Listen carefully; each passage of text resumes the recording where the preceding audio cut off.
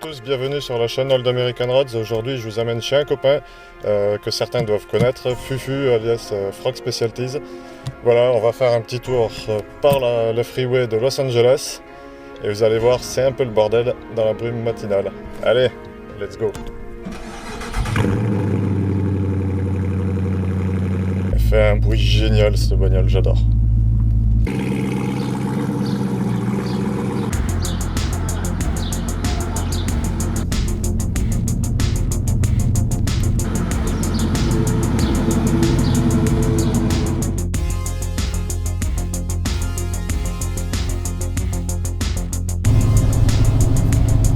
Voilà, engagé sur le superbe freeway typique de Los Angeles en pleine heure de pointe.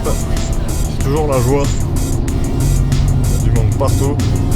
Là, il y a 1, 2, 3, 4, 5 voies. Faire attention, ça double de tous les côtés.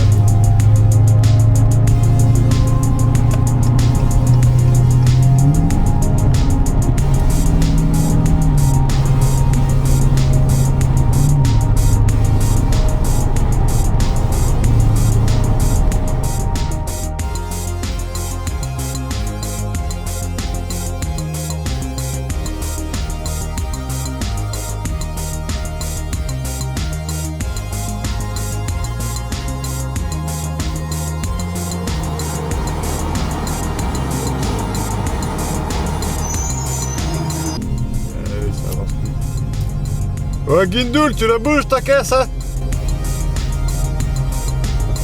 Je sais pas si je comprends, mais ça avance. Alors il y a un truc qui est génial ici par contre, c'est les voies carpool, les voies de covoiturage. Si t'es 2 personnes ou plus, bah tu te fous dans ta voie tranquille et t'évites les bouchons. Ça c'est la classe, tu peux rouler. Voilà. Pas trop vite, on se calme.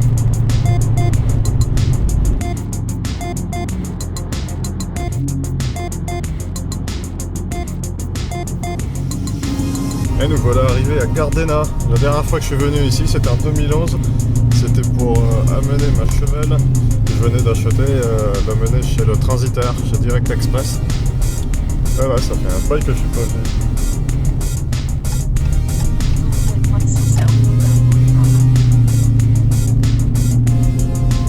Alors là, on est dans une zone vraiment industrielle et j'ai loupé la rue.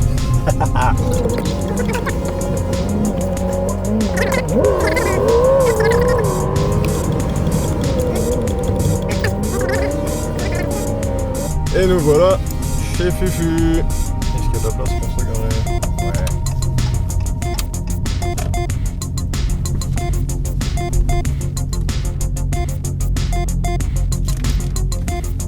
Quelle est donc cette voiture sous la...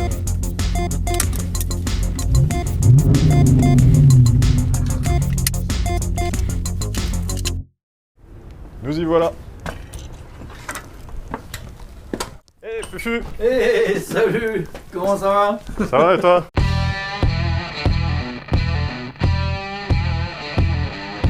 Bon, alors j'ai vu que t'as fait péter la belle voiture, hein. V8, c'est pas la voiture de location.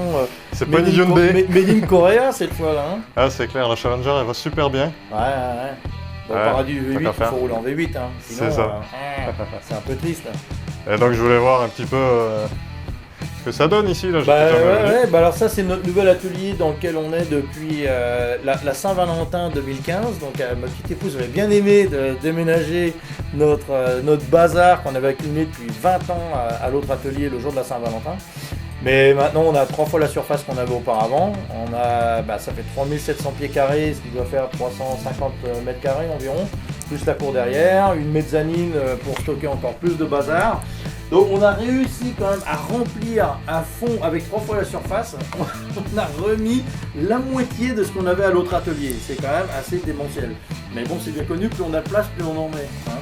Et puis, bon, là, on a un peu du boulot, donc c'est un peu la guerre dans le bureau. Tu pourras bien m'excuser, mais... Alors là, on a toutes les offrandes qui nous ont été données par des potes. La Nicolas de Titi nous avait fait cette merveilleuse sculpture. Ici, on a Philippe Laveille qui nous a fait des magnets et une petite boule, c'est un magnet aussi de l'omelette. Ici, on a Bruno Woodman qui nous a fait cette merveilleuse réplique de l'omelette au 43e, entièrement faite à la main et qu'il a moulé en plastique. Et on peut acheter le kit maintenant désormais avec tous les leg pipes et tout.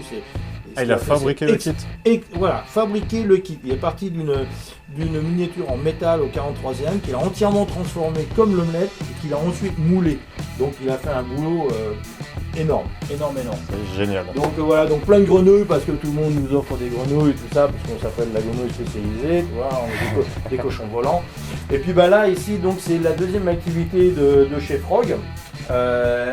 Que l'on fait depuis 97 à temps perdu, mais maintenant officiellement depuis 2014, on est l'importateur officiel des freins moto Béringer. Donc c'est fabriqué à Saint-Jean-d'Ardière, 69 220, juste au nord de Lyon. Et donc on vend ça à des équipes de course dans toutes les disciplines, des constructeurs de motos custom.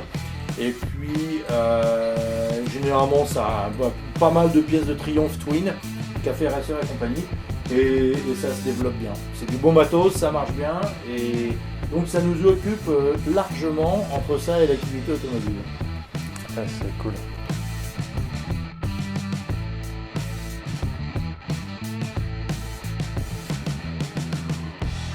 Allez, tu nous montres un petit peu ce que tu as derrière. Moi, ce qui m'intéresse, c'est surtout l'atelier. Bon, oui. Alors ici, donc on a du bordel, la salle de réunion, les vitrines quand on fait des expositions moto, les étagères pour expositions moto. Ça, c'est le coin apéro. Hein, donc, très important. Voilà, le coin apéro. Faut pas oublier qu'on est français. Donc il y a du rosé, du sauvignon blanc et du coca de la bière. Hein, donc quand vous voulez. Et puis ici, le showroom.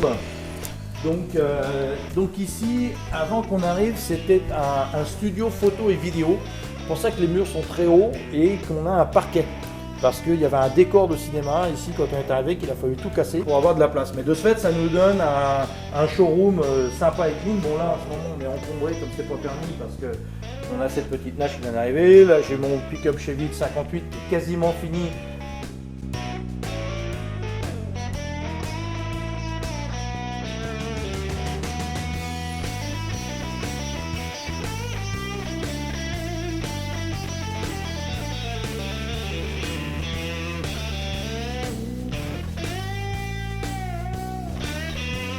Là, on a notre projet de Charger de 68 là, qui est en stand-by pour l'instant.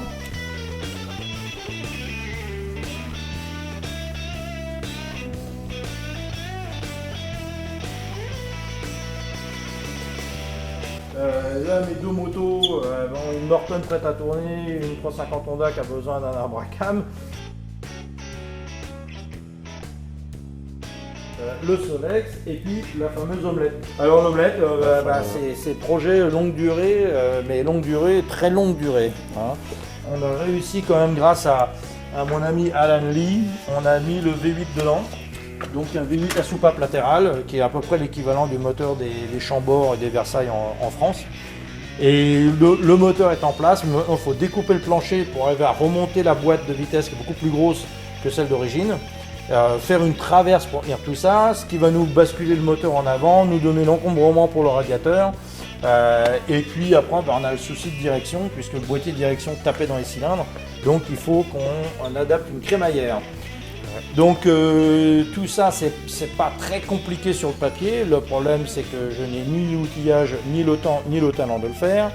Donc ça a demandé un certain temps. Donc je sais que ça s'impatiente en France, mais quand est-ce qu'elle va rouler, on n'en sait rien. Alors je continue à jouer à la loterie.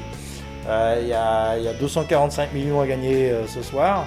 Avec un peu de bol, ne serait-ce que 50 000 ça le ferait, et puis on pourrait rouler en omelette à la fin de l'année. Ah, super. Donc voilà où on en est. Hein. Donc c'est cool. vraiment du projet longue durée. Hein, Enfin bon, elle a dormi pendant 20 ans à rien faire. Il se passe enfin quelque chose, même si c'est très lent, ça bouge un petit peu. Cette voiture, la dernière fois que je l'ai vue, elle était cachée sous un escalier, c'était avant qu'il soit dans ce local. Et elle avait encore son 4 cylindres d'origine à l'intérieur. Ouais, le 4 cylindres qui est caché derrière avec sa petite boîte d'origine. Ouais, c'est ça. Donc la voiture n'a pas trop souffert, malgré les âges. Moi, elle a pris des rayures et tout ça. Là, elle est vraiment sale, je suis désolé, je ne l'ai pas nettoyée. Ouais, c'est pas grave. Mais elle est restée quand même correcte pour son âge.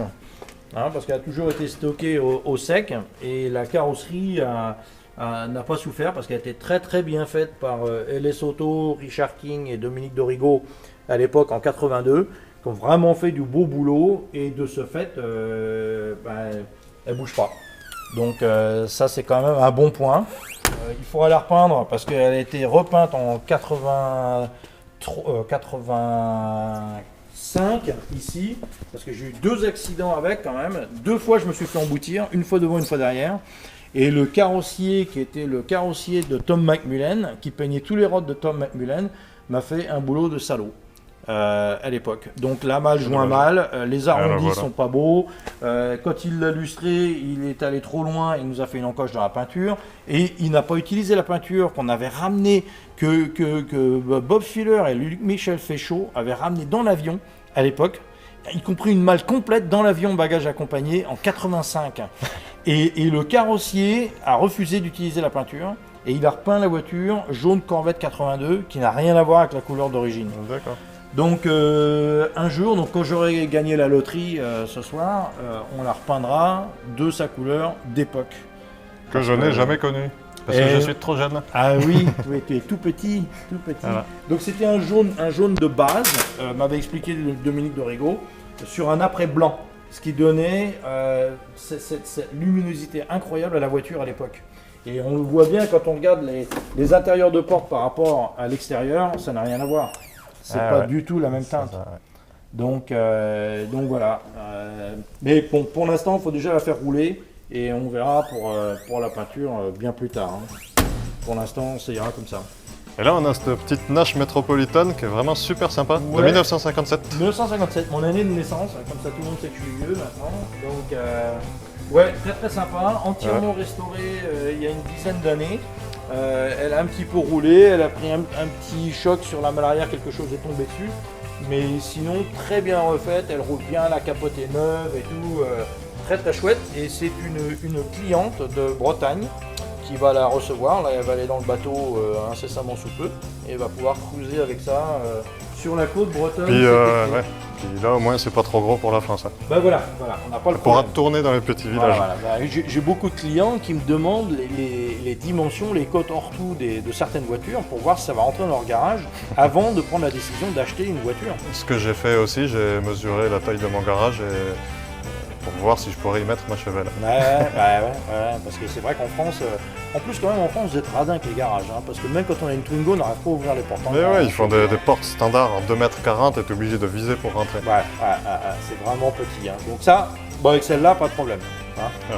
Enfin ceci dit, par rapport à une voiture française, par rapport à une Opel Corsa, c'est probablement la taille d'une Opel Corsa. Hein. Alors que c'est vraiment tout petit ici. Hein. Oui. Mais pour chez vous, ça va être un gabarit normal en fait. C'est ça. Pour avoir une Corsa à la maison, oui, je peux te... Oui, tu connais bien les Corsas.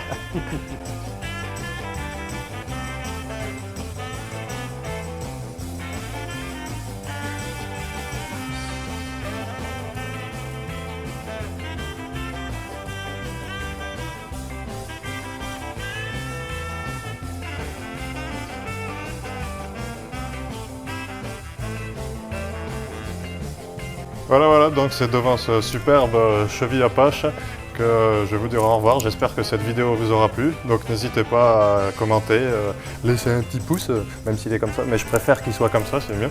Et voilà. À la prochaine.